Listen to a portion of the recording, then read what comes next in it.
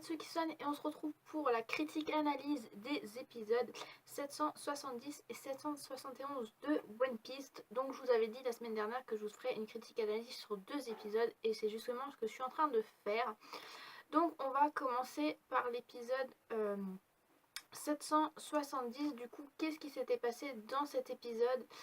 On a eu des informations par rapport encore au road poneglyph, comme quoi il y a des pirates qui souhaiteraient donc du coup kidnapper Robin pour pouvoir qu'elle déchiffre donc les poneglyphes pour eux, vu que vous savez tous que Nico Robin c'est la dernière survivante donc de Ohara, et du coup c'est la seule qui peut encore lire dans ce monde les poneglyphes. Donc du coup il y a quasiment tout plein de pirates qui souhaiteraient donc capturer Nico Robin pour pouvoir les lire. On apprend aussi d'autres informations par rapport aux poneglyphes, comme quoi il y a des poneglyphes de signification, enfin vraiment tout plein de sortes de poneglyphes, genre ceux qu'on trouve à Skypia ou alors à l'île des hommes poissons. Enfin voilà. Donc du coup, ils vont aussi essayer de trouver un moyen pour voler le road poneglyph et les road poneglyphs à Big Mom. Donc comment ils souhaitent faire ça? Tout simplement ils souhaitent mettre de l'encre sur les poneglyphes et après avec une feuille ils souhaitent la coller dessus et comme ça va mettre les empreintes donc de ce qu'il y a écrit sur les road poneglyphs et les poneglyphs sur la feuille. Donc ça permet donc de voler entre parenthèses donc le poneglyph. Donc du coup suite à ça on apprend donc comme quoi Nico Robin va se faire sûrement capturer, mais du coup qu'elle ne craint rien parce que déjà ce qui s'était passé à Eni Lobby, comme quoi Luffy et les autres ils étaient prêts à tout pour la ramener. Donc du coup Nico Robin pour elle voilà, elle se sent en sécurité avec eux, donc du coup elle craint rien et ils sont super contents.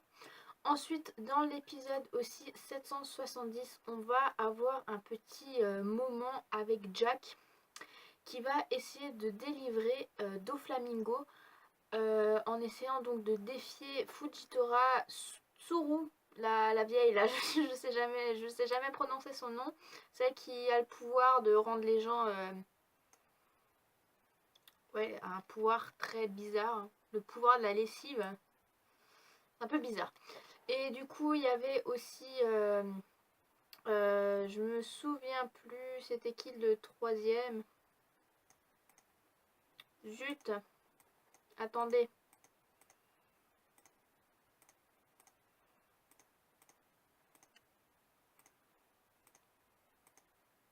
Ah oui, du coup c'était Sangoku. Voilà, donc Sangoku, Fujitora et Tsuru, du coup, et Jack va essayer de délivrer donc Doflamingo. Mais en fait c'est un passage que j'ai pas vraiment compris dans le sens où en essayant donc de défier donc la marine, tout de suite après on le retrouve dans son navire. Il n'y a plus, les bateaux de la marine. Alors sûrement qu'il a échoué de délivrer Doflamingo. En tout cas Doflamingo il avait un sourire super haut quand il a entendu les explosifs. Donc il était peut-être prêt à... Il se dit ouais chouette je vais pouvoir être libéré, mais en fait non pas du tout. Donc je pense que du coup Doflamingo il est à Impel Down. Et je pense qu'on va sûrement le revoir dans des épisodes, je suis sûre. Doflamingo il va pas se laisser faire, donc du coup je pense qu'on va le revoir. Tout comme Enelu je pense et Crocodile. Je pense. Ce serait vraiment pas mal. Déjà Crocodile je pense sûrement. Parce que du coup il a été délivré donc d'Impel Down quand Luffy a essayé de sauver Ace.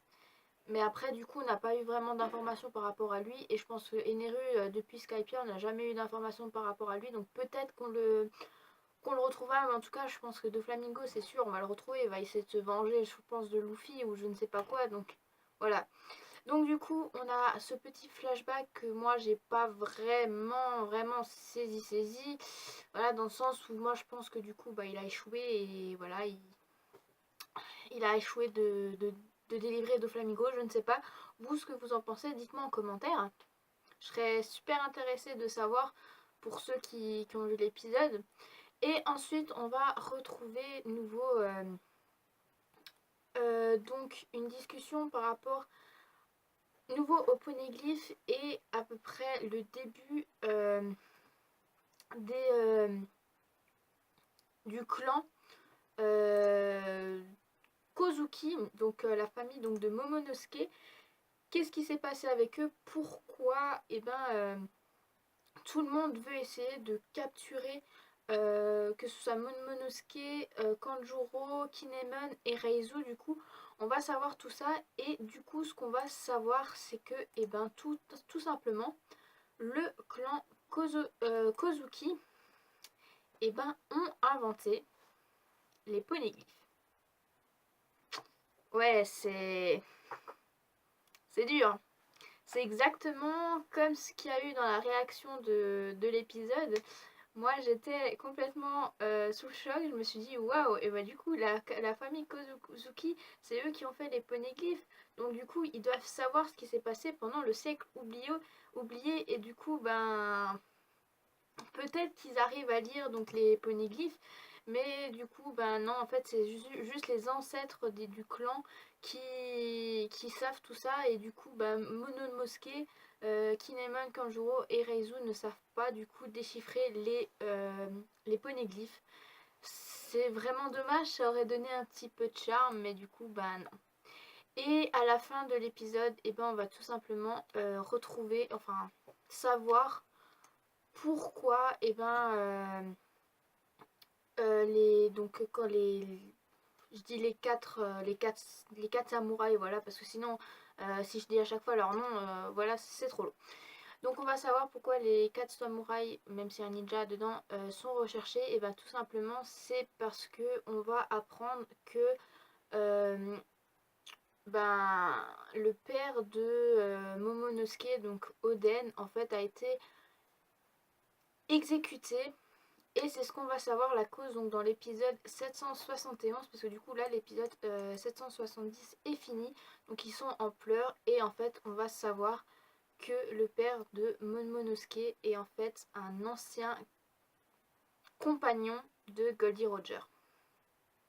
Donc du coup le père de Momonosuke s'est rendu à Raftel et connaît donc le secret de One Piece. Et c'est pour ça que les quatre sont recherchés donc par rapport à Jack.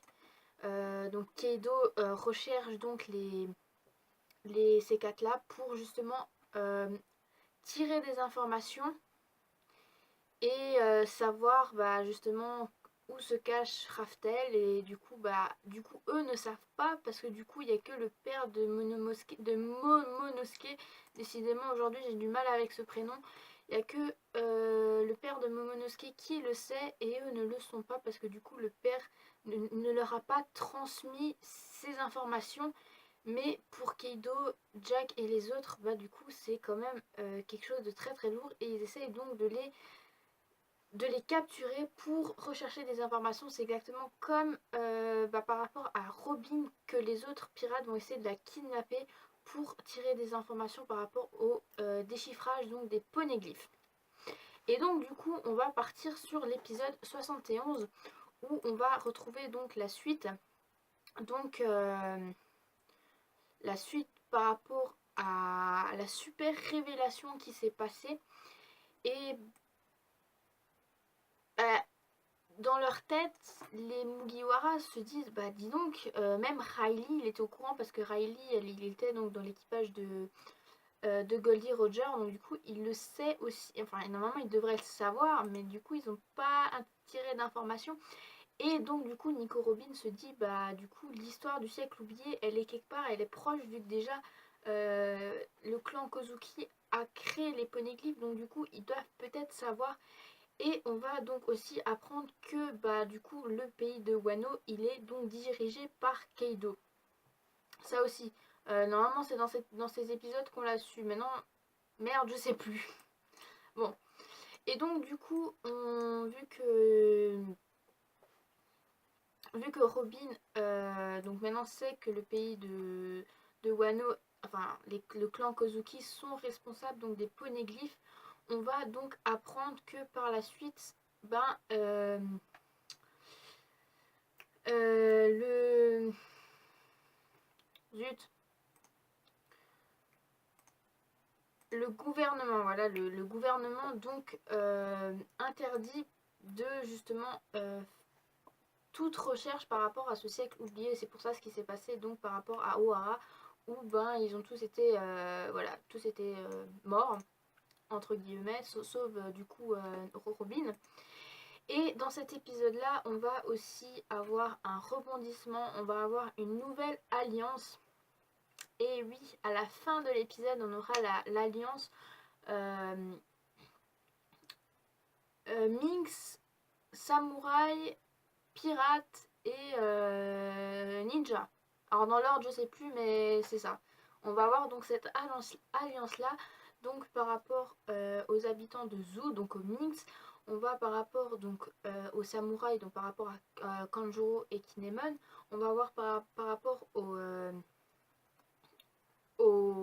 pirates donc de Luffy et donc aussi de Law, parce que Law son but c'était donc de créer une alliance avec Luffy et donc de combattre Kaido.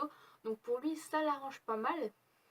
Bon après du coup vous connaissez tous Luffy. Luffy il était tellement surexcité que du coup il a dit oui d'un coup sans prévenir Law. Enfin même si Law il était là mais sans lui poser la question. Donc du coup ben la réaction de Law était très amusante. T'aurais pu me prévenir avant, voilà, t'aurais pu me consulter, mais du coup, pour Law, il n'y avait aucun problème. Et donc, bah, du coup, bah, cette alliance est faite pour justement arriver dans l'arc donc de Wano Kuni, où on verra vraiment le combat de contre Kaido. Et du coup je pense qu'il y aura une grosse partie dans cet arc, comme je vous l'ai dit dans mes flash info news, où on verra une grosse partie de Zoro, vu que c'est l'année de Zoro. Parce que du coup l'année dernière, donc l'année 2016, c'était l'année de Sanji par rapport à ce qui s'était passé donc avec Totland, même si c'est pas fini. Et l'année 2015, c'était l'année de l'eau par rapport à ce qui s'était passé à Dressrosa. Donc là, on va avoir une grosse partie par rapport à Zoro, par rapport à cet arc.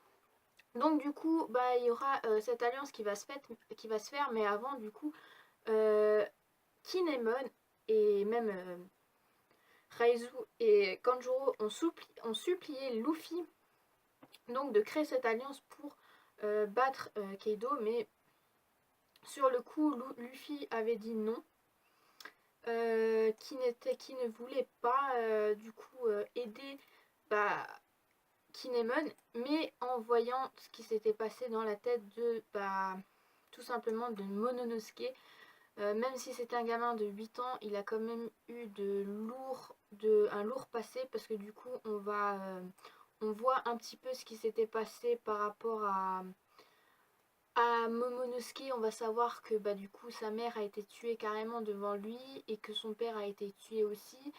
Et bah, tout simplement le dernier mot que Oden a dit, c'était carrément ouvrez les frontières du pays.